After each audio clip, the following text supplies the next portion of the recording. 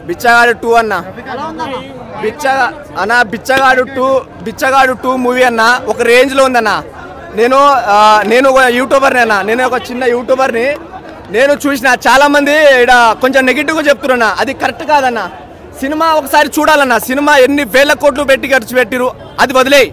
Cinema content ఏంది, cinema ఏ line మీద వెళ్తుంది. అరే అన్న 200 రూపాయలు టికెట్ పెట్టిన నీకెందుకన్నా రివ్యూ చెప్పడం, నీకెందుకు రివ్యూ చెప్పడం? సినిమా చూడడం నీకు రాదు. మరి సినిమా నీకు ఇంట్రెస్ట్ ఉంటే, నిజమైన సినిమా మీద ప్యాషన్ ఉంటే నువ్వు 200 రూపాయలు టికెట్ పెట్టి జెన్యూన్ రివ్యూ చెప్పు, అప్పుడు ఉంటుంది. సినిమా బాగాలేదని ఎందుకన్నా బ్లేమ్ చేయడం. టికెట్ లేదంటే నువ్వు కొనుక్కొని చూడలేదు కదా, ఎవరు చూడమన్నట్టు. కానీ సినిమా మాత్రం భయ్యా ఒక రేంజ్లో ఉంది.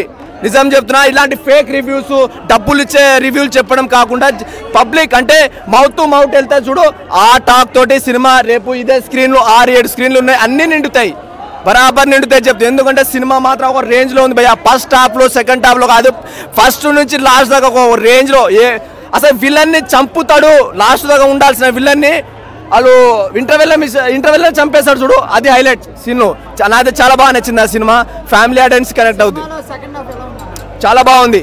సెకండ్ హాఫ్ ఏందన్నా, సినిమానే బాగుందన్నా, టాప్ గీప్ ఏం లేదా, సినిమానే అన్ని బాగుంది. సినిమానే బాగుందంటే మళ్ళీ టాప్ పార్ట్ 1 పార్ట్ 2 ఏంటంటే అన్న T20లో మ్యాచ్లో 6 ఓవర్లు బాగుంటాయి, లాస్ట్ ఫైనల్ 2 ఓవర్లు బాగుంటాయి. ఏం చెప్తా అన్న, T20 మొత్తం బాగుంటుంది, సినిమా బాగుంది అంతే.